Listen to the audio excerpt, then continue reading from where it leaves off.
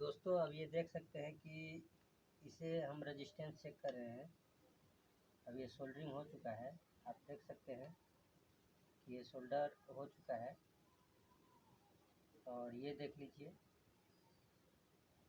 ये सोल्डर हो चुका है, ये देख लीजिए, देख लीजिए। ये जो भी स्टेटर का जो कॉइल जला हुआ है, ये एक और एक, दो, ये तीन, ये एक पॉइंट ये जला हुआ है और दो पॉइंट ये जला हुआ है। दोनों निकालने के बाद फिर भी रेजिस्टेंस उतना ही बनेगा, थोड़ा रेजिस्टेंस बढ़ जाएगा।